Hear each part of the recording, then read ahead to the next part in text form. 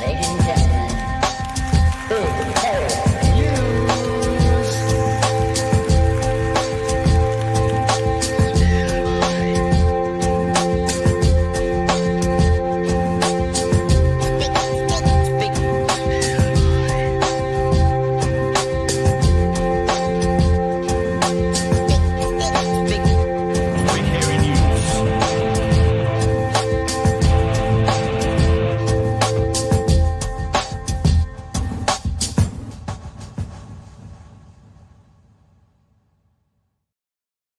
Hey, kia ora koutou whānau. Welcome back to Big Hero News. It's a Wednesday.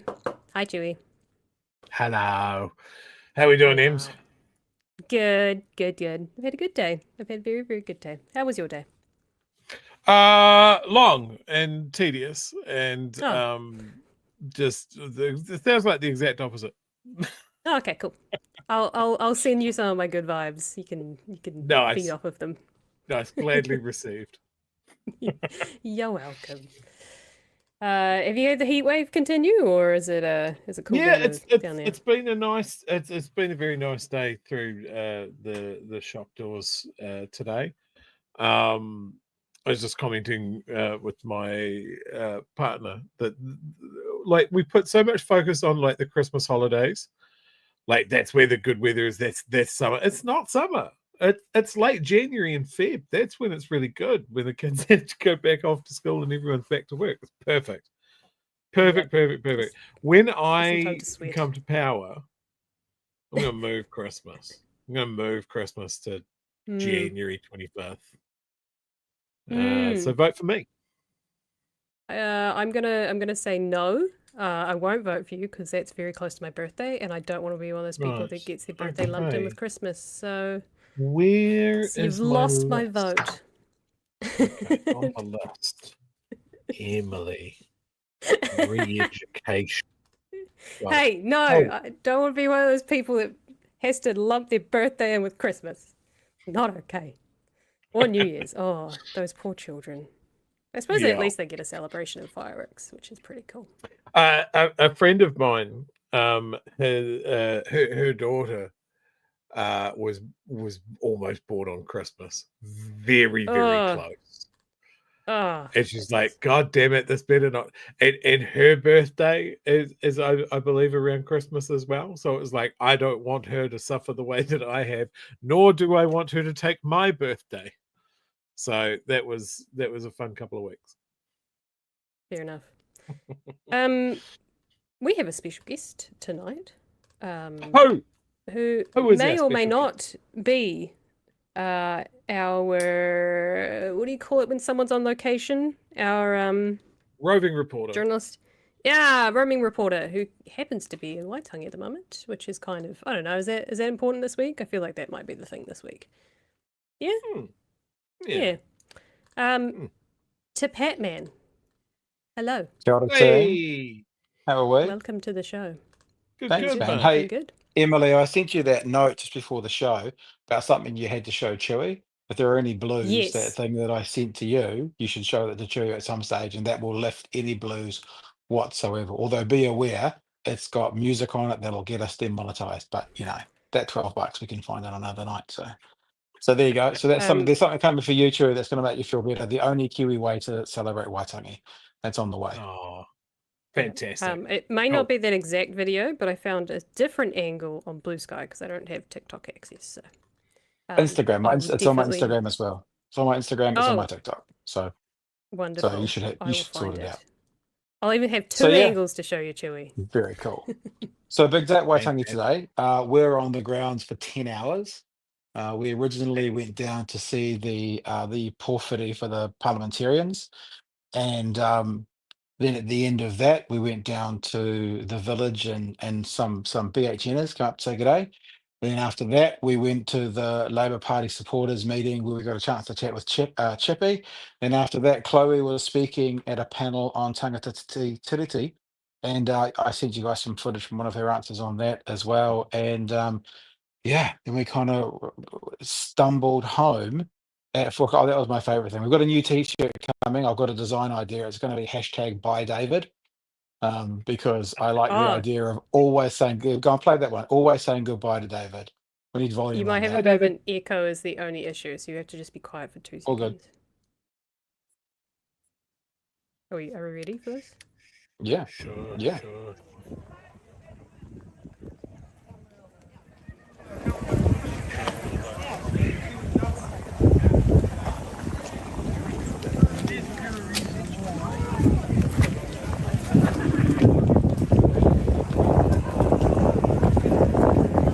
Bye, David. Classic. I love it. So Too I've good. got a vision for a Buy David t-shirt, and I've got a vision for the next election there to be like 30 or 40 people in a front row of one of his meetings, all having a Buy David hashtag Buy David on there. So more about that next week. But yeah, John Jay was there, and he gave us a couple of minutes, which was wick, and I'm sure you guys are going to look at that tonight. And then I got a chance to sit down with Chippy, and you can tell me, Em, that's like a 10-minute chat, something like that. Yeah, It it's a was good it 8 was good. minutes. Mhm. Yeah. And the good thing that I've learned since being at Waitangi, talking about a hot day, is you don't need to go to the bathroom anymore. You put all this water in the top half, and nothing comes out. It does come out, but it comes out Magic. through your t-shirt, and you never have to use the bathroom. So it's kind of fascinating. Hey, Yeah, but I wanted. Yep, you go. Just a quick question from seeing David fucking Irish goodbye and get the hell out of there. There's There was quite a bodyguards. lot of diplomatic protection squad there, lots of Yeah. bodyguards. Is that Yeah. echoed by any other political figures at Waitangi? Winston, and then that was about it. In fact, we met up with Chippy today at the Copthorne Hotel. That was where we had that conversation, and we just walked into the foyer. We walked through the foyer. We sat down on the deck at the back. All the Labour MPs were there. Then all of the Greens turned up, and I said to Martima, I said I was getting this West Side Story vibe going on because the Labour group were here and the Greens were here, and where's it going? And she just laughed and said no. So yeah, but it seemed it was very interesting watching from on watching the porphyry. I didn't send you this footage. Sorry, Em.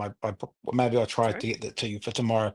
But the moment that David Seymour picked up the gift, all of the crowd around us, "Ooh," like really, really vocalized. And there was a very funny moment. I don't know, it must be on One News or whatever you guys have got for tonight. It's a very funny moment when the mic cut for Seymour when he was speaking. And so, of course, as good hosts, the team came and they put 2 more mics in front of him, and he kept then talking. And after he said something, this guy just so casually walked across and just picked up the mic and just took it away from him. It was utterly beautiful, and yeah, got a few guffaws as well. But security was very different today than it was for the Kingitanga. Like we were told, stay back.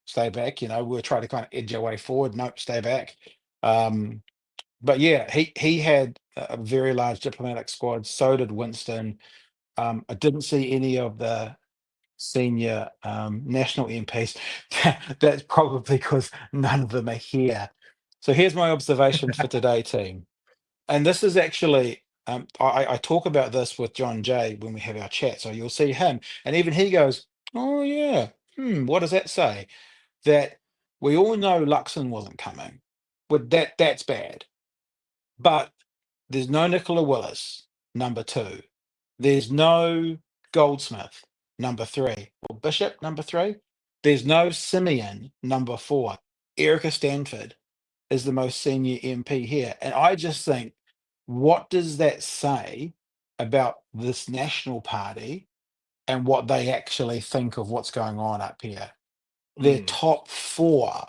So forget Luxon, their top 4 are not here. Yes, Jerry Brownlee's here, but as Chris Hipkins says, he has to be here as Speaker of the House. So he's not representing the Māori Party, although he did do a lot of receiving of gifts at the porphyry.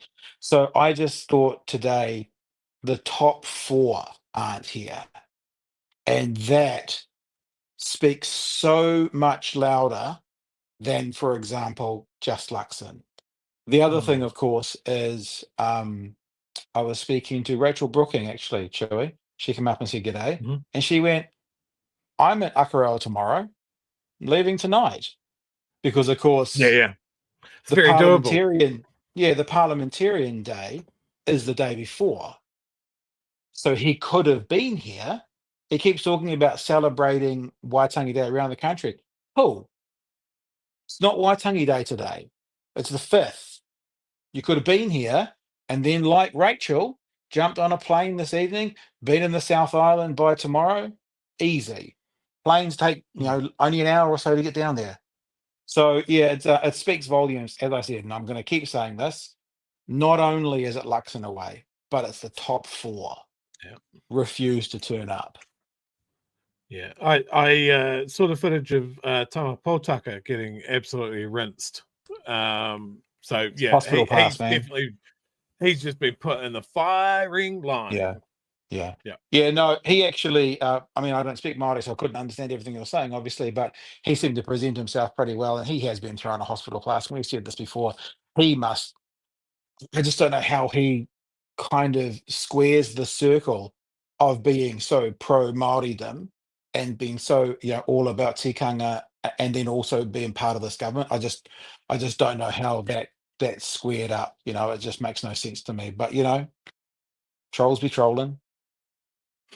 He's biding The his other thing time, in my opinion. I wanted to mention before I let you guys go, and I go away and keep watching Netflix, which is just over there in the corner of the room, is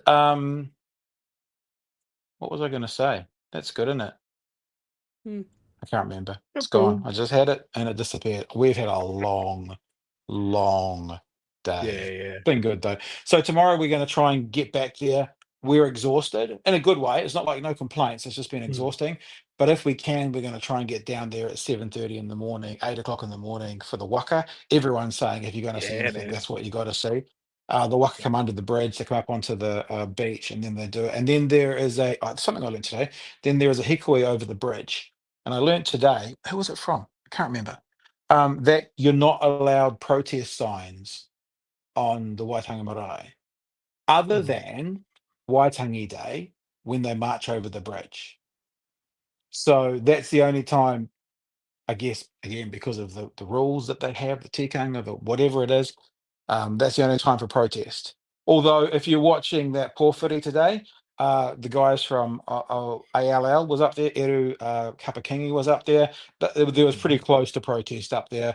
A whole bunch of the Wahine made a whole bunch of movements forward when Seymour was speaking. So technically, there might not have been protest signs, but there was a very, very clear feeling of protest. No, that's cool. Good. Yeah, we'll definitely show that footage. So look forward to that. Yeah. So I might see you guys tomorrow. Might not. We'll see what happens. But I'll try and get some footage if we're down there tomorrow morning. If not, we're kind of looking at tomorrow as a bit of a festival day. Not going to look to talk to anyone or have any interviews. We'll just take the cameras around and show you guys what's going on, because 80,000 they reckon here tomorrow. And as we're walking in, there's already the villages are set up, and there's more being set up today just for tomorrow. So it's going to be massive. So we'll definitely get some footage of what's going on. And Cool, man. it's been fun. Oh, that sounds great. Yep. Awesome. Cool. Thank you. Thanks for all All the right, Thanks for hard popping work you're in. doing. Pop up. Yeah. Thanks for shut your face. Thanks for holding the fort down, guys. And I'm excited to get no back problem. on Monday and for you, Chewie, to educate me on all the stuff that I haven't been paying attention to over the last 2 weeks. I'm currently looking at footage of President Zelensky saying that Tucker Carlson should stop licking Putin's ass. So I can't wait for you. That's Can good. we show Chewie that footage now before I go? Because I think it's pretty cute. It's pretty adorable. I'll see what I can do. The Instagram one's pretty good. This will make your day too. I Yeah. thought of you when I actually did this. That's Filmed never this. good, Pat. It's Well, never no, good it's for good. me when this happens. It's good. We were having dinner in Paihia at the time, and something pretty cool happened out on the water just beside us. Not going to happen. It's all good. No, I got it. Oh, okay. Got it. Instagram. You can tell when it's working because Emily sings for a bit and then she stops and then it happens. Well, I got to fill the dead air. That's one thing I've learned, is that you don't ever want dead air. It's a process. No. Oh, goodness. Here we go, Chewie. Have a look at this.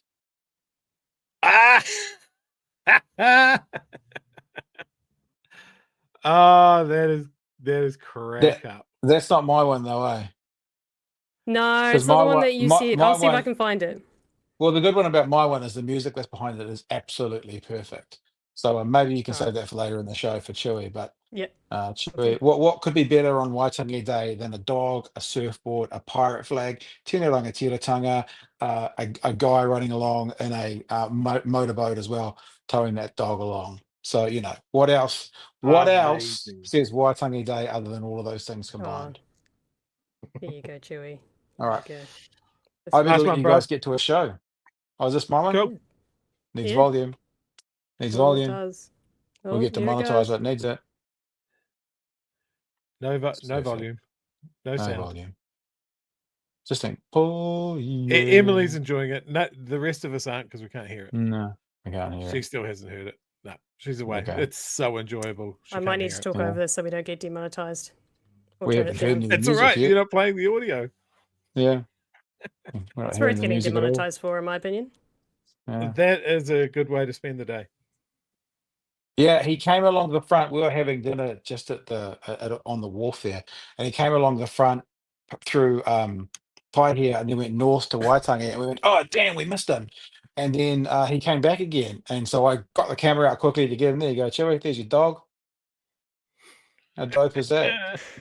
Uh, And the Tino going out the back there. Very just cool. realised you All couldn't right, hear team. any of I love that. you and leave you. And Cool. we'll be in touch tomorrow, eh? Cheers, mate. All right, Have a guys. good one. All the best. See you. Yeah, Good nice. Bye.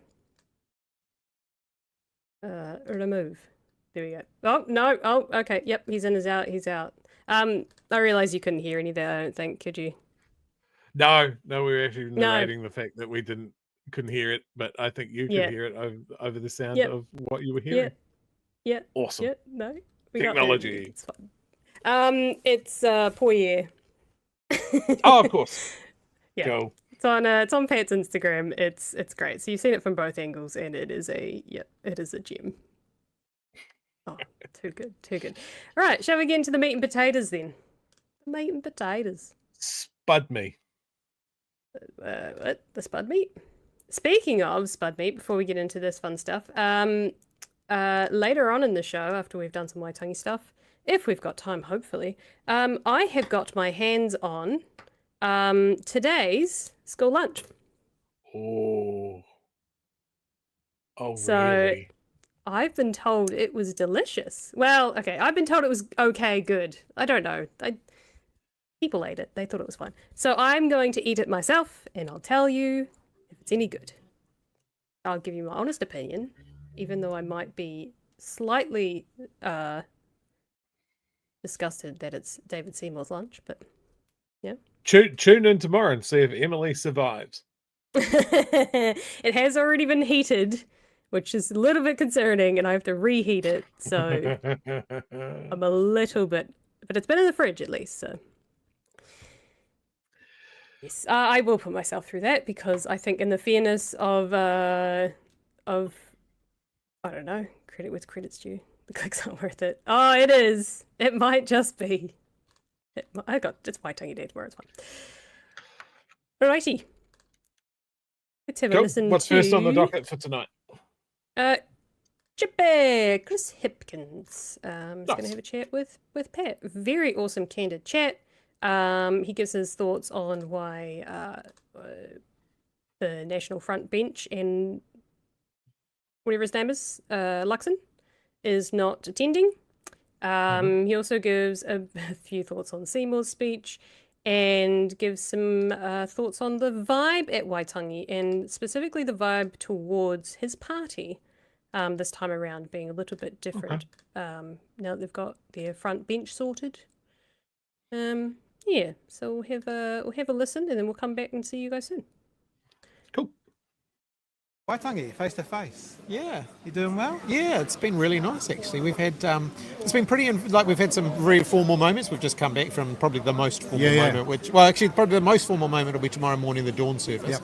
But the second most is the porphyry, Yeah. which we've just come back from. But we've had some amazing, really kind of informal, relaxed times here too. Yeah. Yesterday I went out paddling with the rangatahi on the waka. expecting that to be, maybe an hour or two. We were out there for 3 hours. You described that this morning as spiritual. Is that because you were mentally exhausted and you couldn't go any further? So that's all that's left? No, because actually once you kind of get into the rhythm of it and you sort of detune yourself from what's happening around you more, you tune yourself into what's happening immediately around you and kind of all the noise, all the everything else, you can kind of tune it out. Yeah. Then it did kind of feel spiritual, and it's an amazing place. Yeah. Just we went up to the falls, and just that place just feels quite amazing. Not to kind of start on a negative, but obviously Luxon's not here. Yeah. But then we started counting. Nicola Willis, number 2, not here. Simeon Brown, I think, is number 3. I don't know their list too much, but it feels like I think Jerry might be about 4 or 5. Yeah. What does that say to the nation about a party that won't even send their not the boss, but like the top 3 or 4? Well, and the Speaker doesn't count. I mean, the Speaker's here on behalf of all of Parliament, so he shouldn't be here representing the National Party right. or the government. Actually, the Speaker sort of rises above that kind of politics. So it was appropriate that he was here to lead the parliamentary delegation on. But it's a very underpowered government delegation. You know, the senior leadership of the government are absent. Yeah. Christopher Luxon and all of the kind of the next layer of government ministers on the National Party side all absent as well. And I think it really is, it's created a void. You know, Waitangi Day, we should be talking about the future of the country. The message from the National Party is they don't have anything to say about the future of the country. I mean, people will often throw back on social medias and stuff like, well, Helen Clark missed one out. I'd be interested, though. I bet your number 2 was here then. It's like, I just think like that there's, boss, next one. Oh, can the caretaker come along to represent? You know what I mean? Yeah, I mean, I think they kind of hung Tama Pōtaka out to dry, to be fair. Without getting into any kind of personal critique of him, I think it was really unfair what they did to him. Yeah. I think his comments weren't helpful either. I think he tried to sort of make it about him, actually, and it's not about him. It's about the decisions that the government's taking. Yeah. How did you feel about this morning, about your speech? How, in particular, Seymour was received? I got a really, really good, really lovely feedback afterwards about my speech, certainly not about his. I think people wanted a sense of unity. They wanted something positive. It's the feeling here is not that different to around the rest of the country. I think people are just looking for some optimism and some hope. Yeah. And they realise that, it's tough and that, things aren't easy, but they want to know that we're working towards something, Yeah. that things can get better. Yeah. And this government's not giving them a sense of that. And Seymour's speech was deliberately provocative. Yeah. He basically showed up with the intention of trying to, it's clear his audience were not the audience he was speaking to. Yeah. He wasn't here to speak to anybody here. Yeah. He was here to try and create a visual image for the TV news that will appeal to a certain segment of New Zealand. And that was Agreed. his sole purpose of being here. Yeah, there was a beautiful moment when the mics cut out and they replaced his mics. Then he started going again, and someone just came and took the mic back off him again. It was a beautiful moment. Several people have commented that this feels a smaller Waitangi than previous years, especially at that Pōwhiri. Do you get that sense? And you have any ideas why? Well, that was certainly the biggest challenge that I have seen at Waitangi in terms of at the start of the Pōwhiri. I've never seen that many people, lining up to challenge the parliamentary delegation on its arrival. And I think that in itself was a very powerful message. Yeah, very much. There's a lot of people here. We've probably got one of the bigger Labour teams that we've ever had here because I think it's important. This is our national day. This is the place where we should come to celebrate. And it is a celebration. It's a celebration and a commemoration all joined together. It's about saying we've got a lot to celebrate together about where we're at as a country and about the possibilities that we have. Yeah. We've got a lot that we can celebrate our future. And then we've got some things about our past that we also need to remember, so to commemorate. And I think you can do all of those things here. I don't think the way Waitangi has been characterised for years on the TV news at 6 o'clock is actually a really fair reflection of what happens here. Yeah, no, I agree. Generally speaking, there'll always be a little bit of raru, a bit of backwards and forwards in the formal Pōwhiri, But get beyond that, get out and about, put your shorts and t-shirt on, and wander around, and you'll find the vibe here is amazing. Yeah, I agree. It is amazing. What have you personally heard from this Waitangi visit, which you're going to take back to the Labour caucus for 2025? I think there's been a mood shift from last year. So this is the third year that I've been here as leader of the party. Yep. First year it was I'd just become Prime Minister, and so I think people were kind of like, okay, new boss, What you got? What are you all about? Yeah. Last year there was almost a sense that, well, you guys lost, so you're a bit irrelevant, and they were nice. It was polite and everything, but you kind of got the sense no one was really tuned in much to what we had to say. This year the mood's different. This year people have seen enough of this government to know, actually, we don't like it, we don't want it, we want to know that there's something different. So I think the message for us is when we're back here next year, Yep.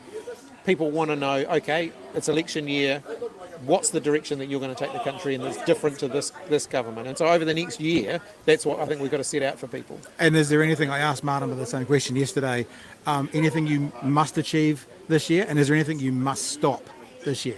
Well, I think we can work hard to try and stop as much of the government's backwards program as we can. The reality is they've got the majority in Parliament, and as long as they hold the government together, and that, I suspect, is going to get more and more tenuous as the year goes along, but as long as they can hold their votes together, they can do what they want in Parliament, but we can at least, make some noise about that. I think the goals for us as a party are to think about that longer-term vision for the country. And so when people, when us political junkies talking about policy, Yeah. it's actually not necessarily what the public think policy is. For sure. We think to announce a policy, you've got to have a 50-page detailed description of every aspect of it, and you've got to have all the numbers and everything like that. When the public are saying things like, we want to hear what your policy is, they actually just want to know what you stand for. Yeah. That doesn't mean that they know that you're not going to have, at this point in the electoral cycle, you're not going to have every aspect of it costed and tested and all that. But they want to know what's the direction we're heading in, what are the values that are going to be important to us. So I think that's what we need to do over the next year. I think people accept that we can't set out detailed costed plans for everything, 2 years out from an election, when everything can change in the meantime. Yeah. But they just want to know, well, okay, what are your priorities? What's the direction you want to go in? So I think that's what you'll hear from us this year. One last thing, the BHN whānau, who are going to be watching this, Yeah. what's your message to them about 2025? What do you want to see the people who would naturally come towards the left? What's your message to them specifically about this year and the next, say, 18, 20 months? It's similar to what I said when we spoke just before Christmas, which is I love the support that we get from those who are politically engaged, but we've got to really focus on those who aren't. Yeah. So it's we've got to reach out to those who either don't vote or sort of make up their minds at the last minute on how to vote, and they switch around all over the place. That's got to be who we're focusing our attention on. Yeah. And it does mean for some of our political activists, it means that we're not necessarily going to be going straight into the stuff that they want to talk about, because we've got to reconnect first. In order to have a conversation with someone on the phone, you've got to dial the number first. And I think that's a bit where we're at the moment. I think if I extended that metaphor a bit further, last year the phone was off the hook. People didn't want to hear from us. The phone's back on the hook now, but we've got to give them a ring. Yeah. Very good. Thank you for your time. Yeah. Have a good Waitangi. Thank you. And I'm sure we'll see you through the year. Very good. Yeah. What do you think of that? That's a new style of interviewing at a cafe table. That was awesome. That was really good. I With Shane Joan squawking in the background. I think that message at the end there about who Labour's talking to, it's an interesting one, because I know that that's a message for someone like me and probably a whole bunch of people in the chat as well, is that it's not going to be enough for a lot of us on the left, that we're going to have the same criticisms we've had of Labour all the way through. And that's why aren't we lucky that we have two other left parties that we can vote for? But his identifying where they lost being the middle, I think he's right. Those people that are left of middle that were sick of Labour for whatever reason, valid or not, that cost them the election. They lost votes for sure on their left, on their activist side, but those votes still went to the left bloc. So, if the Greens pick up more votes, if Te Pāti Māori pick up more votes, that's not good for National and ACT. That's still good for Labour. So I think his focus there of we need to pull people away from National, those are the voters that are up for grabs. I think that's correct. Doesn't make me happy. Doesn't make me a Labour cheerleader, but I think he's right. Yeah. It's a little bit different to your tune at the end of last year, you reckon? Yeah. I mean, in my heart, I still want Labour to be a workers' party, right? Let the flag fly. And I still think that talking about the economy and crime is the wrong way to go. But again, it's me further to the left of the people that he's aiming at, and maybe those words will do the damage, do the good, get those people back to the left of middle rather than right of middle, than saying, hey, we're a workers' party and we're going to talk about good wages and secure jobs more than we're going to talk about the economy. The economy flows out of those things. Or we're going to talk about fair taxation as a way of making you feel safer, because more tax take from people that are keeping it rather than contributing is making it harder to do policing. It's making it harder to keep people in jobs. It's making it harder to keep people healthy and educated and all of those really good things. For those people that just tune in right before the election, maybe a punchier message is needed. I'm not leading the Labour Party, so it's hard for me to say. Maybe they have polling data, they have research into this, I'm sure. But I think one thing I would 100% put to bed at this stage is the people that say that Chippy needs to go. I think he's the right person, personally. Yeah. Yep. I think considering that he is at this stage said he is the leader and he's got a really strong front bench, I think it would do damage to their party if they had kicked him now or afterwards, right? Yep. He said, nope, I'm the person to lead this. I think he is the right person to lead us. I do see a few people saying he's a bit of a wet fish, but that might be what they need versus Luxon. I don't see that. I mean, no, I see him as like your friendly neighbor. Charisma. Yes. Yeah. And like contrast that with what we have now. A corporate buzzword generator. Yeah. A fucking Scrabble corporate edition fucking tile bag thrown into a ceiling fan. We don't get a single shred of actual real person there. And yet here we have an interview that Pat's pulled out of a happy, relaxed Chippy at one of the most important days in this country. It's a chalk and cheese difference. You can't say he doesn't have a personality. You can't say that he doesn't have a charisma. It's different. Like, and I think when you look at the last election, like Jesus Christ Reborn probably couldn't have got Labour voted back in. Like, he picked up a poison chalice when Jacinda left. And I don't think it's fair to go, oh, well, you didn't turn it around in a couple of months. Fuck off. Like, I think he is the right person there. And the main thing that I had there is the Labour Party think he's the right person to be there. And his front bench think he's the right person to be there. So, yeah. And then the front bench I would put that to bed. He's taking it to the next election. I would say that we're doing him damage. Sure. By questioning it. Up for grabs. But whether you like Labour or not, I think he is the right person to lead Labour to the election. Yep. Past that, it's anybody's guess. You know, I don't think any leader would be able to survive 2 consecutive losses. But yeah, again, it's a long road. It's a long road to the next election. Yep. Shall we get to some super chats before we do another interview? Yes, Ooh. before it gets out of control. It's actually not too bad tonight. No, Like everyone's calmed down.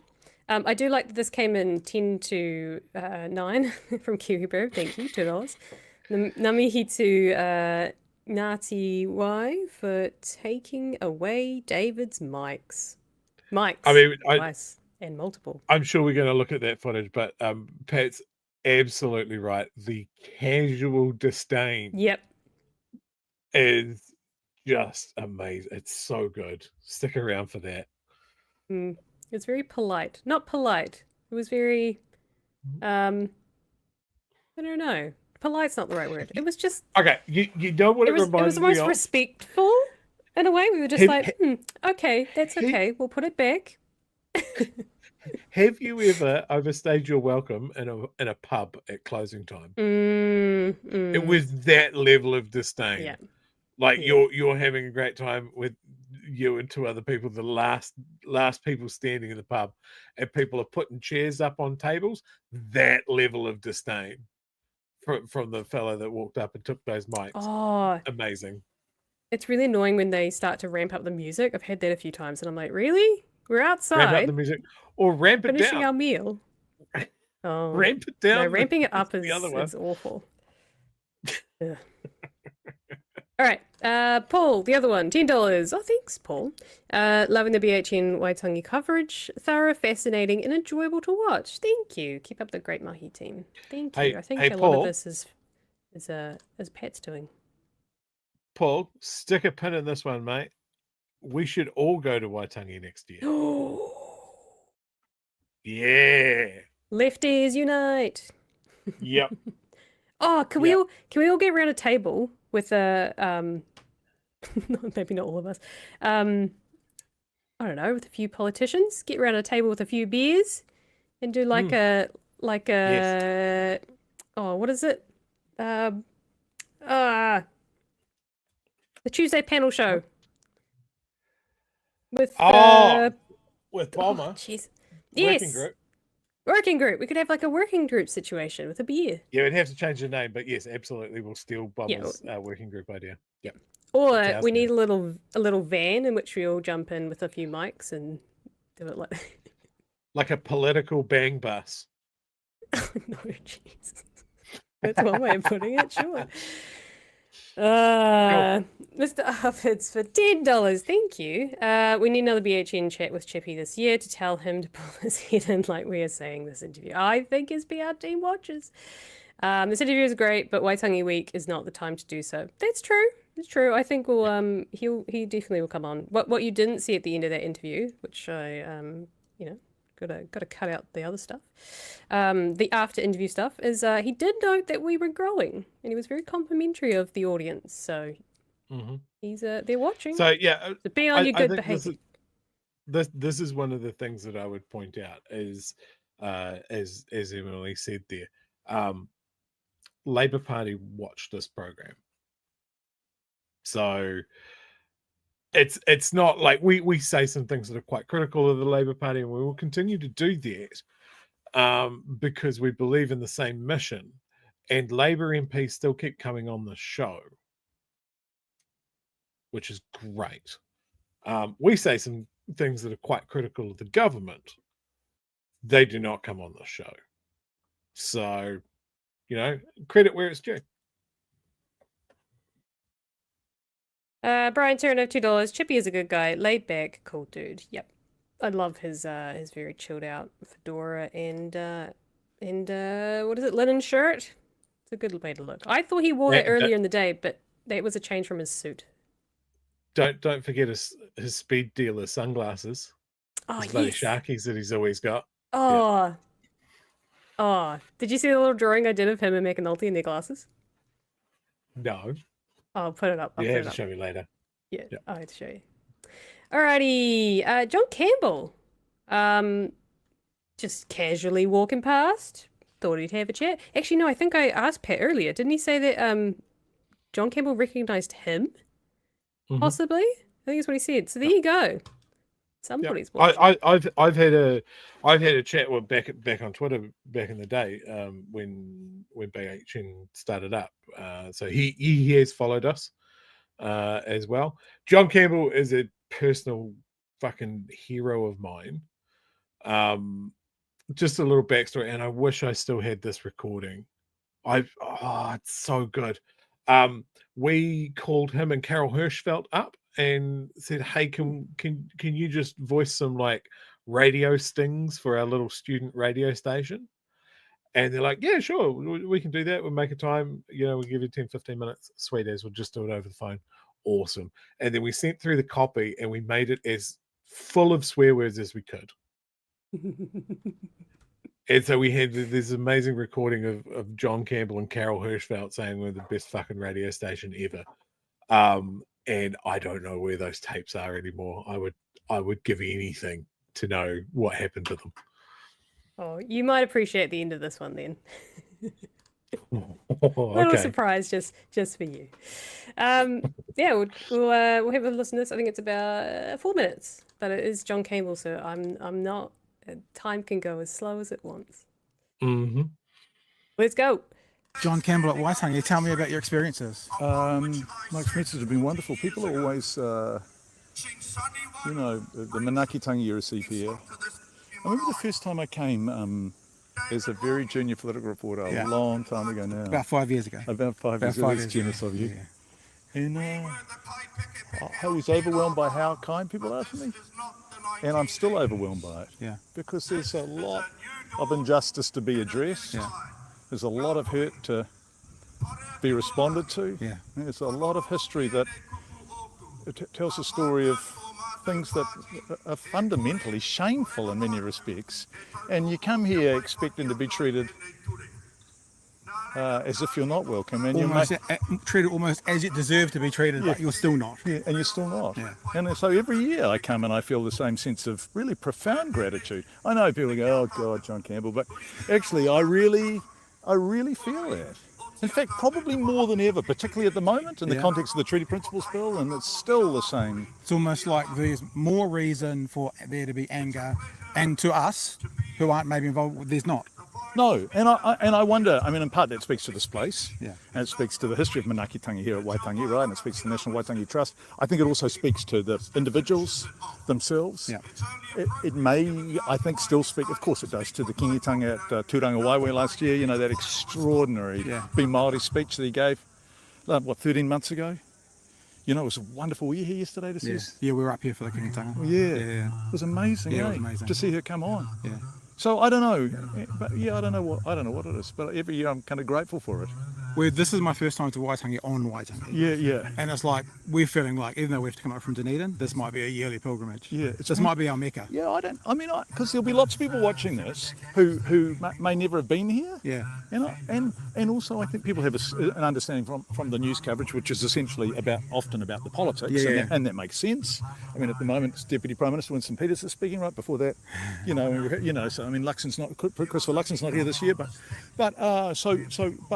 what you don't get from the news coverage is the wairua and the kind of wide-eyed wonder of people. You see people who've come up from Ashburton to they're 72 years old and they've never been here before, and they're expecting something different, I think. What we found yesterday was, yesterday's event wasn't a tourist event. No. All the people standing around me, all Māori, all joining in with with the words, and I realised for the first time, because when you come here as a young fella and you do the touristy thing, it's tourist. But this, even though there's markets and stalls and a huge boat out there, Cruise ship.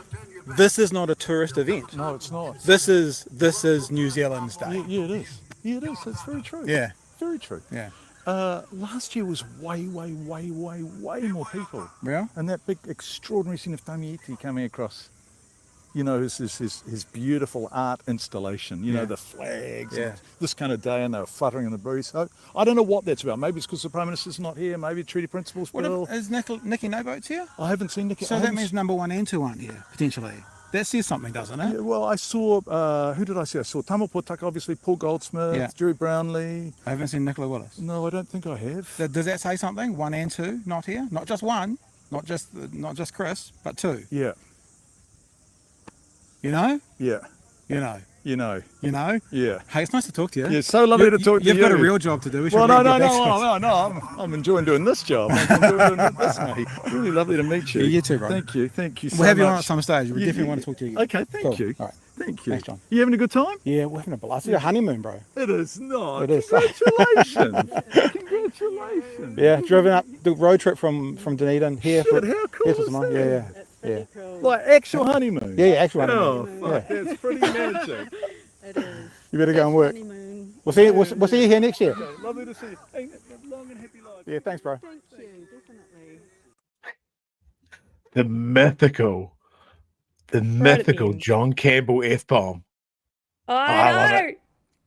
So I good. love it. Genuine guy. Any thoughts there? John Campbell should be installed into Papa. Like, I don't know, for real or as a hologram. He should narrate the audio guide or be a traveling hologram throughout Te Papa. Like, if you wanted people to come from another country and have stuff to explain to you by a New Zealand, John Campbell. That is my honest held belief. I don't mean that he, like, when he unfortunately passes sometime in the future, he shouldn't be stuffed. I won't go that stage. We don't need to taxidermy the man. Just a hologram. I'll be fine with that. Oh, that's a good suggestion. Cast him in bronze. Yep. Yep. We should remove all the colonial bullshit around New Zealand and, one of those, just replace it with John Campbell. I'd be more than happy with that. It'd be like those statues you see overseas where people rub a part of the statue and it never, it's always shiny. And my vote is his glasses. Ooh. You just rub his glasses for luck, for news luck. He hasn't always worn glasses though. It's a fairly recent. No, look for him. but they were always. I feel like they were always there, even when we couldn't see them. Those glasses suit Yeah. him very well. Yeah, actually, that's a good point. No. Very, very cool. No, that was cool. I did ask Pat. I said, "Do you want the bit afterwards?" And he said, "Yeah, no, gotta have that in there." That's all. At least I think Amazing. that's how I interpreted the message. Like that's like if you want to see genuine behind the guy. curtain a little bit. Basically, anyone that works in radio and TV and who can't swear as a job swears like a sailor outside of it. And much in the same way that I would imagine, like, teachers, like early childhood teachers, primary school teachers, swear and drink like nobody's watching outside of school hours. Yeah. Teachers in the chat, feel free to confirm. I know. I already know, but I want you to confirm it. There's a few small relevant super chats. David Thompson says for $2 for the John Oh, that's Campbell nice of you. swear jar. Thank you. Would I say Appreciate marvelous? Marvelous. Love it. Nikki No Growth for $5 says, are the right the new communists when they question the right of private businesses to make their own decisions? Oh, I love that. I love that. Ooh. So I don't know if you know, Ooh. I'm going to assume I know what Nikki No Growth is talking about there. There's been a couple of comments lately, and I've seen this framed, like, basically the major banks are warning coal mines, petrol stations, anything involved with fossil fuels, that you need to start changing your operations or find a new bank.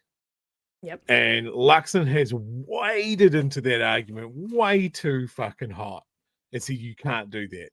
I'm sorry, man. It's the free market. Aren't you right wing is supposed to be all about that?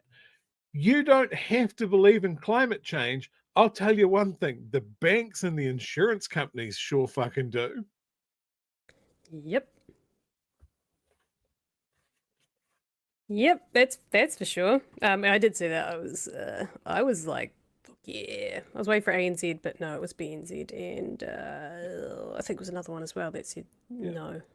I think Shane Jones, was it Shane or Winston waded into that as well? Is it like, how dare an Australian-owned bank tell us what to do? And it's like, man, like we don't even make that much money from coal mining. Like I saw a stat that was like, this country has spent more cleaning up mining operations than we have ever made from mining. Hmm. Let that fucking marinade when Shane Jones is telling us that we need to strip mine more Department of Conservation land. The When off he's chance we might bending find over for something. mining companies and saying, oh yeah, we'll put a bond up to make sure you make some money. Like this is exactly what Australians found with all of their mining as well. Is like, yeah, they do big numbers of mining. They don't actually make that much money from it. They don't even have that many jobs tied up in it. So it's just this sacred cow that no one, like, oh, we're all going to make money out of mining. No, we're not. Some people are. Overseas mining companies certainly are. New Zealand's not, and we're going to be left carrying the bag. It's dumb. It is dumb. Mr. Arvids for $2 says urban legend is John Campbell was born with glasses. I can see that very much so. Yep. Those same ones. And then Osimasaurus for $2 says, can Chippy pull off the fedora without Milady vibes? Oh, that's true. I think he could. Yeah, look, as someone that foolishly owned a fedora, it's a very hard thing to do. Very, very hard. There are photos that will never see the light of day again. Me during those hours, I think Chippy's pulled it off better than I did. Can definitely say that. It's a very particular age, I think, in which the fedora starts to come fashionable. Am I going to do? No. I'm going to find it. I'm going to find the Oh picture. no, Carry he's on. gonna out I'll just do it in the background. Okay. I'm just going to do it to myself. Before someone the finds last of the we're getting actually I might say that for another night. Seeing as we may not have another interview tomorrow. Was a panel in which Chloe was on. Oh yes. Yeah. Which was very good, but I might save it for tomorrow. Just to keep one in the bag, you know? No? Keep one in the bag. Because it is quite a long one. No, it's another 5 minutes, but it's alright, we'll show it tomorrow. We'll sprinkle it in. Seeing as we've had two pretty good ones tonight. And then we can go through some of the Waitangi roundup in which we can I was gonna say poop on Seymour, but I mean that metaphorically, not literally, because that's disgusting. So before we do that, I found the picture. Oh no, yes. And I'll tell you the reason I'm putting this up here as well, is this is a suicide pact, because I know the two other people in this picture are followers of BHN as well. Oh no, I'm gonna out them too. So Rob, Kooky, sorry. Oh no. There we go, rocking in a fedora, and drinking traffic lights at some terrible restaurant in I think Manukau before the X-Land video game tournament. I love it. Isn't Were they it terrible? traffic lights or just traffic lights? No, just traffic lights. Nice. So there we go. Is it a Woodstock in front of you as well? That is a Woodstock in front of me as well, because I'm a classy man. I would date this at around 2007. Yeah, looks better. So got 2007 vibes. Yeah. Heavy 2007 vibes there. So you'll notice that Kooky on the end there, he's not very happy. You'll also notice that he hasn't got a traffic light. And that's why. Yeah. Is it TGI Fridays? It wasn't the Denny's that's in Manukau. We went to the Denny's later. Oh And man. had waffles at 4 a.m. with all the other people that hadn't slept for 3 days, and weirdly a whole bunch of drag queens, and it was great. Cool. Thoroughly recommend 4 a.m. Denny's. That sounds like an evening for sure. Like if you're gonna go to Denny's 4 a.m., don't do it during daylight time. It's not for that. Not why they're open so late. All right, quick recap of the day. We can see all the fun stuff that happened, all the shenanigans, and can see what the old. Oh, actually, tell you what, I've already got some. Just keep them on. Someone will appreciate it. First up, we've got talking about the tikanga and some of the things that happened. Oh, yeah. I'll just let the news article talk. Agreeable atmosphere here at Waitangi. But up the hill, a less than agreeable audience awaited parliamentarians. I mean, what did you The Warriors expect, issuing David? a taki.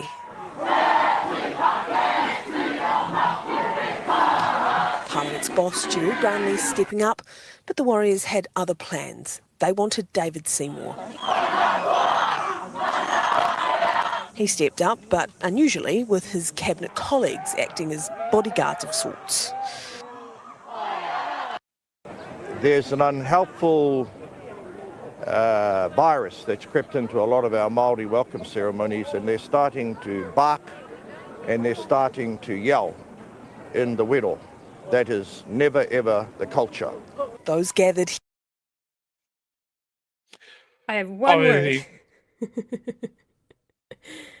Sounds a bit racist. I mean, look, I'm not gonna take away from Shane Jones's deep knowledge of Te Ao Māori. Like, the man speaks it fluently. He's been immersed in it his entire life. But there is one thing that I want to say. That is one man's opinion. Like, he is not the person that tells Māori how to do Māori things. Like, he is like anything. Māori is, they're not a monolithic thing. Like, it's not locked in stone. Things change. And just because you're on the receiving end of it this time and you're not happy about it, you don't get to go, oh, it's not the fucking done thing. You know? He's not the guy. One man's opinion. The word I really didn't like in there was bark. I'm like, oh, yeah, it's not okay. Yeah, that's what I was that. like. You fucking dog whistler. Yeah, that's what I heard. Fuck you. Yeah. But he believes that that's not the way. But someone who's actually from the local iwi corrected him that it is the way. So we'll carry on with this. Here at Waitangi are clearly not fans of Seymour's Treaty Principles Bill and wanted to show the government exactly how they felt. Instead of a waiata to support their speaker's message, Ngāpuhi chose a haka.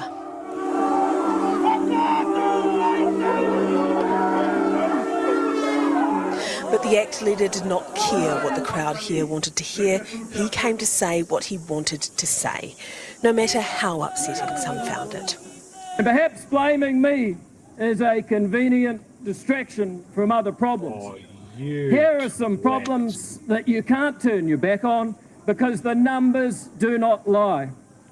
Māori home ownership, Māori school attendance, Māori victimisation by criminals, Māori unemployment, Māori incomes and life expectancy. And so he was shunned. People turned their backs and took his microphone. A kaumātua returning his voice, only for Ngāti Wai chair Apirahama Edwards to remove it again. Nā mihi. I just love the and hand look coming forward out. To working with you. You know you want to. On the turning off backs was a signal, basically to stop talking and sit down. We've always heard sentiments from our elders to be mindful and to be careful of the messages our children hear. And our tamariki were there and they were watching. I found that disappointing. And then Seymour just talks about the ideology bullshit. If Paul but Goldsmith finds it disappointing, I guess we should all pack up and go home. Yeah, the white There's a guy lot of says people that's that very find. disappointing. Well, Paul Goldsmith, what's the joke? He's Nati Perot or something like that. That's probably. Nati Epsom. Yeah, look, you can be disappointed. We're fucking disappointed. This white fella from the bottom of the South Island is fucking disappointed in you guys. You've brought this. Like, were you expecting to go to this place on this week with such an important thing and not expect people to express their anger and disappointment? Like, I would have gone up there and expecting them to be flipping over cars. You know, to have a bunch of people turn their back on you because your message is so disgraceful, and you not be able to self-reflect and just make yourself into the victim. You went up there to become a victim. You went up there to go, look at these people being disrespectful. That is the whole game. That is why David Seymour went. The whole thing. Yeah, the fact they let him talk is really annoying too. Should not have allowed him. But I'm not angry at anyone for the way they protested. I thought that was very dignified in a way. In fact, it was probably too dignified. I think they. I would have been happy if they started to throw shit because. Again, I want to comment just on the shot framing of that. I saw it too. I was trying not to laugh when you were talking. I've just the hand come out and go, oh, no. And then a second time, just the hand. No mics for you. Look, I thought you meant the current screen. Oh, yes. Yeah. Yes, the underwear on the outside. Yeah. The other thing that I would say is, he's going to go, oh, they wouldn't let me say my piece.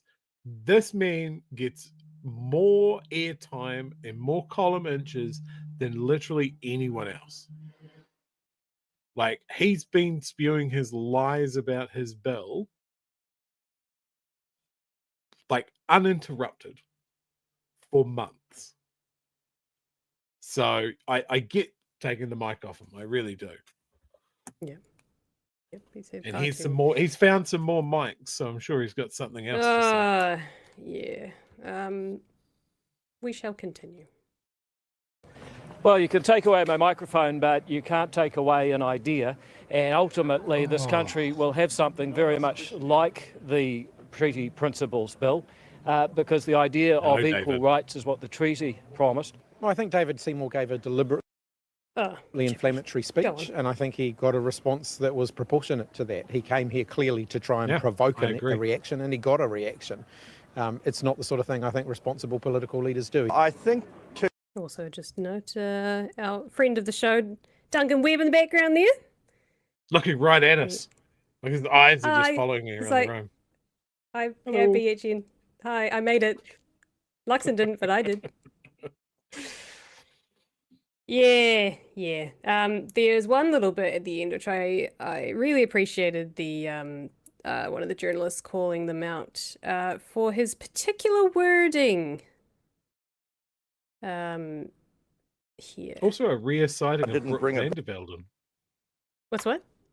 There's a rare sighting of Brooke Vandervelden as well. We haven't seen her for ages. Yes. Well, she hasn't been in any union meetings, if you know, you know. Bag of horse shit. She's been at fake union meetings, so. With me today. Seymour denying his actions were inflammatory. Actually, ideas don't hurt. It's trying to intimidate people, take away their ability to speak, threaten them with war dances. Some people might say that was threatening. When people get up, they do their war dance. That is tikanga. I grew up with that in the north. Do you not think it's inflammatory to say in a dismissive way they'll get up and do their war dance? Yeah, well, actually, it's not dismissive. That's what they do, and yet. I beg your pardon? Why don't you call it a haka? Well, we've got two languages in this country. And Jones threatening to reconsider funding for the Waitangi Trust. The next bit is that, and this is a whole story in itself, Shane Jones has said, well, we give these guys $10 million, so maybe we shouldn't if this is the way they're going to act. So in itself, its own comment. But yes, I'm really thankful to... Stunned at that. Wasn't Jenna Lynch, because she was obviously on this side. It must have been the senior political editor on One News's side, whose name I've forgotten. I am absolutely stunned that he went that mask off. Like calling it a war dance. Oh, it's technically a war dance. No one calls it that. Only racists call it that. I would say almost is definitely not needed in that sentence. No, it's just out and out. And he had to backpedal by saying, "Oh, I grew up around it." Mate, what the hell? At Waitangi. Oh, that's and he wonders why people react the way that they do. This is there's 100% deliberate. The other thing that I want to bring up is this absolute fiction that ideas don't hurt. I've read a lot of history. Everything starts with an idea. It's an idea that some people are subhuman and we should solve that problem. That's an idea. Starts as an idea. Ideas get put into action. Bad shit happens.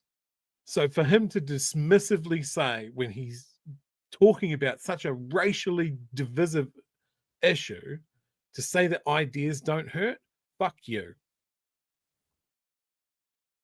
Like this man thinks he is so clever with his words.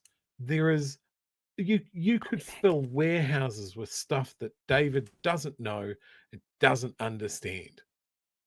And I think when we're trusting him to be a leader in our parliament and not just go completely mask off in this moment, in this week, at this event, at that place, that is just so out the gate that it's made Emily run away, and I'm running out of words. Emily, come back. While Emily's gone, maybe this is a good time to have a look at some of the super chats. Kiwi Bird, Namehe, Nati Y for taking away David's mics, 100%. Absolutely hilarious. Mr. Arvid, are you two streaming on Waitangi Day? I'll allow the break if you want. No, we won't be streaming on Waitangi Day. Pat's social media might be carrying some stuff live on Blue Sky, Instagram, Facebook, that sort of thing.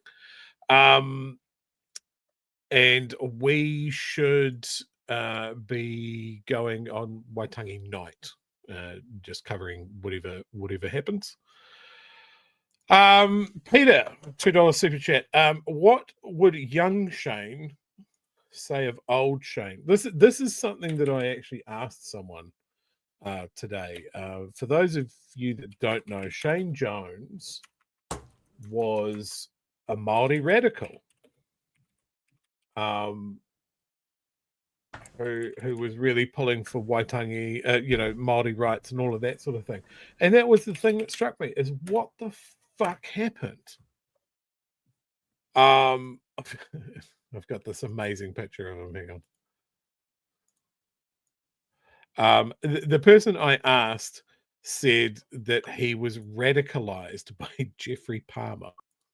And I don't know how true that is, but yeah. Oh God, it won't let me bring up this photo. But yeah, something's happened to Shane Jones to dramatically change his worldview. It's corruption. Not like, allegedly. Is it corruption? Is it too much porn? Is it access to the expenses card? I don't know. But it certainly is. Yes, because someone mentioned and I think one of the earlier stories this week that Shane Jones, yada yada, and they mentioned Te Pāti Māori and I think they were talking about Labour, and then mentioned, but Shane Jones has obviously gone a different way now. So what party did he belong to previously? Yeah, I mean, look at this. Like, are we talking about the same dude? Like, he just seems very stuck in wherever he is now. But yeah, I don't know. I should actually look out some footage, some old speeches of he was in Labour. Wow. Like, but look, ACT started in Labour. People change. Winston started in Labour. Very oily. So yeah, there's also a couple of comments here about the Wero. Shane Jones is wrong. I've seen it since I was a kid. It can get a lot worse than that. Yeah, Kiwi Bird again echoing that. You're supposed to shout. And I think specifically, as Emily pointed out, the mention of barking, I think, is meant to draw a direct line between, look at this, these are all in the mongrel mob, that sort of thing. Yeah. Seymour walking out in front of Winston already. Yeah. That was just weird. Just weird that he needed the moral support because he's got no morals. I loved it because Tama Portaka was obviously holding his partner's hand or something. And so he kind of gave him the push. And because I saw the hand holding and then obviously the push, it kind of looked like Tama Portaka was holding one of them's hand and was letting it go. Like, no, Mum, I don't want to go. Yeah. Oh no, it was the other way around. I'm like, don't leave me. I mean, like, every time Tama Portaka is in a situation like this, I kind of feel bad for him. Yeah. And it's like, I don't know why, because is it because he genuinely seems to care about Māori and he genuinely seems to care about what people think about him? Like, if you saw the speech that he gave the other day and the reception that he got, I felt bad for the dude. But he is being the mouthpiece of this government to Māori. And I just don't see how you can carry that message without it doing psychic damage to you. Like, it's weird. Like, just walk away. Like, it doesn't seem to be worth it. Well, Mr. Arvids is now. I'm telling you, Chewie, the lead got to Corey Jones. Absolutely. Yeah, he's from that generation. Too much lead paint, too much leaded petrol. That's what's done it. Ruined. So where did you go? Just out of the blue, just took off. Well, I had to obviously. Oh, the sleeves. Roll up the sleeves. Look out. I had to prepare my after dinner, which I'm gonna have to maybe turn on the lights. Plate, though. I know. Well, it comes in tinfoil, and I can't put that in the microwave, so I had to. But it didn't. It looks about the same. Today's meal was cottage pie for the students. It was rated as wasn't bad. Most of the kids are eating the meals, not a lot left over, so that's a good sign. I asked him about how do they decide which students get it and which ones don't, because that was part of the cuts, and he went, Yeah.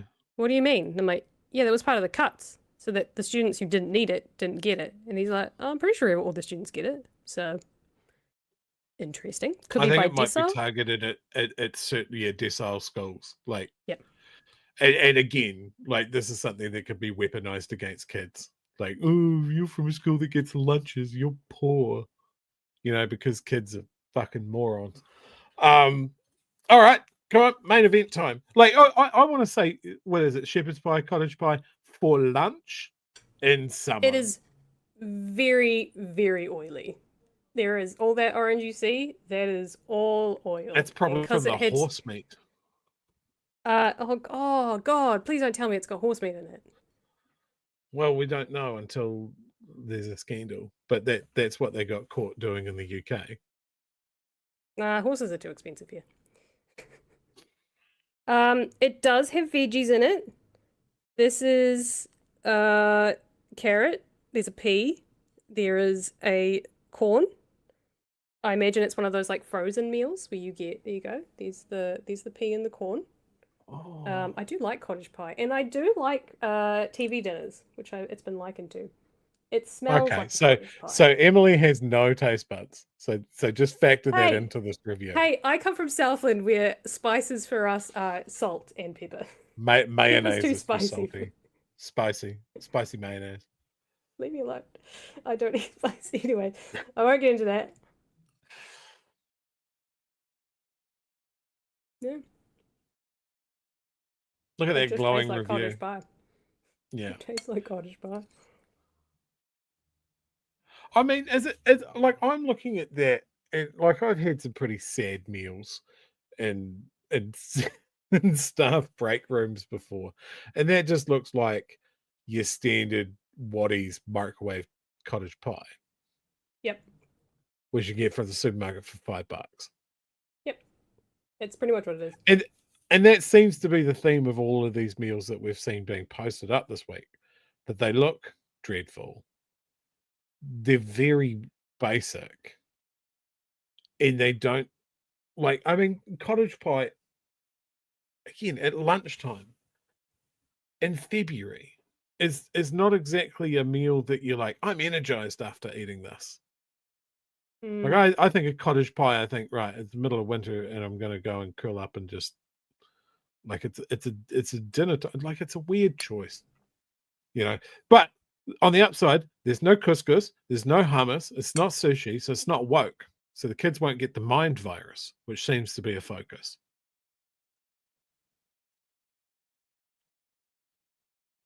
There's been a bit of chatter like about microwaved cottage pie, that's for sure. yeah. There's been a lot of talk about like, sure, if you don't have any dietary restrictions, it's probably okay. But the kids that do have dietary restrictions are often screwed by this because the meals don't turn up, or they're labeled incorrectly, or that sort of thing. So that's the face of just an excellent aftertaste. Like, is that No, that it's the oily, oil. It's the just oil, the isn't oil. it? It's literally pooling. I think that's probably the worst part. It's just the pooling oil. That does not seem necessary for cottage pie, right? Right? Or some No? other oily meat, like No, I'm not sustainably eating farmed horse, Chewie. walrus. Yeah, it's Look, the oil that I'm not. Okay. I mean, it's edible. Is anybody really sitting there? Well, I know that there are, because there's people that go, if the kids' parents can't make lunch, then they should starve their way through the day. We don't care about the opinion of those pricks. Okay. Yeah. Yeah. It's fine, right? Yeah. Yeah? Just oily. Yeah, it is a bit oily. Confirmed, it's a bit oily. Okay, you got someone that's in the know there. Oh, hang on. There's a verification or a clarification coming. Clarification? So, this isn't the only thing that is given. So, they do come with veg. Sorry, not veg. It does come with fruit. So, today it came with like mandarins as well. And there's usually like some sort of like juice or like yogurt and things like that to go with it as well. But this is like the main thing that they have, and then there's kind of like a side of that stuff as well. There you go. Just to clarify. Yeah, no, that's a good clarification. The fruit was something that I was wondering about, because there's been like almost no mention. There's been no pictures of that. It's just been the main event. And like that's kind of what I was thinking, is like, where's the fresh stuff? Now, obviously, they're doing it for $3 a pop and shipping it around the country. You're not going to get fresh fruit and vegetables. So obviously, that's coming from somewhere else. I don't know. I guess I've just seen bulk meals. Clarification as well. I also live in the city. So the time it would take to get from the distribution centre or even the place where they make it, which is probably local to the schools in the area, is probably quite different to a distribution centre going out to a country school, in which the time it's going to sit in a truck, like a freezer truck or a fridge truck, is probably much longer. So just because it's okay good here doesn't mean that it's not great somewhere else who's getting a different maker or in a different distribution centre and a different distance from that to delivery. So yeah, that's a good point. So you also have to keep in mind, not all schools are going to have the same experience. I assume it's the same food, though. Yeah. Yeah. I don't know. Like, it's one of those things as well. Like, it's food. Like, kids are getting food. It's I like if the choice is this or nothing, then I choose this. But I just think that we had better options. We had things that had flow-on benefits to people's communities, to local economies. There were people working, and now we're just giving taxpayer dollars to a big overseas company that has had trouble overseas by doing shifty things with the food and the work that they do. You know, again, if it's a choice between kids not having food and having this food, I choose this food. Doesn't mean that I don't want something better. This taxpayer does not begrudge my tax dollars going to better food for kids.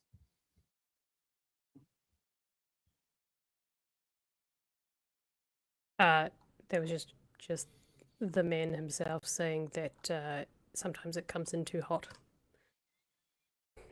So it's probably the second time it's been reheated, which probably also didn't help. Cool. Yes. Okay. Well, that's good. I mean, we're certainly not seeing 3 News or 1 News reheating one of these meals and eating it live on here. I pay good money you for only that. see it once. Samantha Hayes. Exclusive. Oh wait, hang on. I should get a thumbnail for this. I am also still firmly in the camp that David Seymour should have to eat these meals. He should have them for every his lunch day. every day. Yep. Every day. They're good though, right? So he gets them out of the same delivery that the closest school to Parliament gets.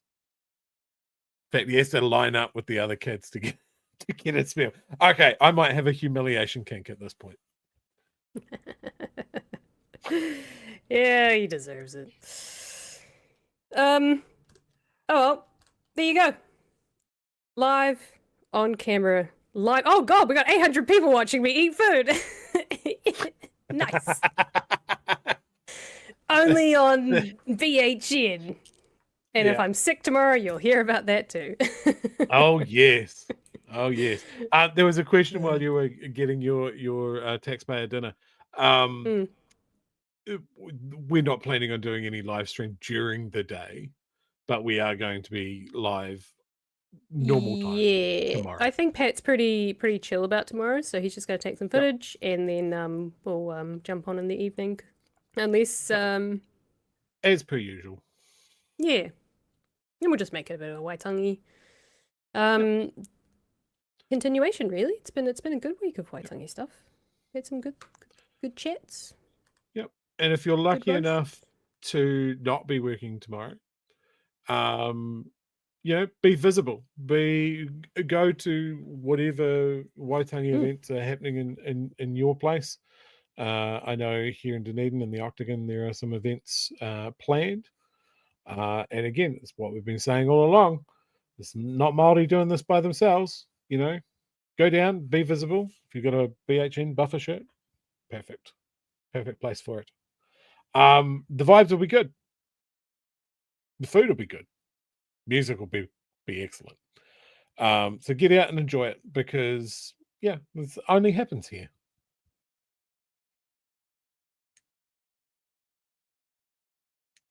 I've lost your audio, Ems. I don't know if you've hit a button. Yeah, no, sorry. I did hit a button. There we go. I need one of Yeah. those little stream decks so that I can just press a button, but I have to keep going to a different window and pressing a button, and then I have to come back, and then I forget that I pressed a button. Because I don't really want you guys hearing me go glub, glub, glub while I'm drinking my drink, so I should not have made that noise. You're going to clip that yourself? No! You're going to have to clip that? No! Yep. Yep. No! Be a have some personal honor. Oh and no, you got integrity. Clip Jonathan laughing yourself. and shut up! Oh, that's so good. I'm not putting that on the screen. Oh no!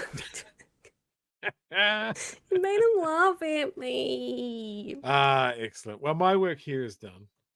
Yep, I've lost my mouse too, so that's... Oh, here we go. Okay.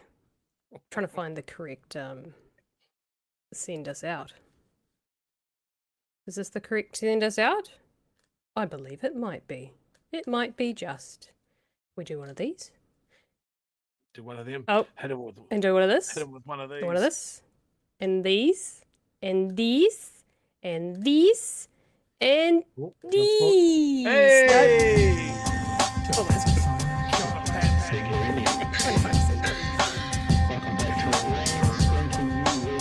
Help us settle a debate, whether it be thoughtful or funny, even if we're all creatures of hate. It's a fine line that we're walking together. For better, push aside the temptation to berate. Let's take a note of the corners we stand in.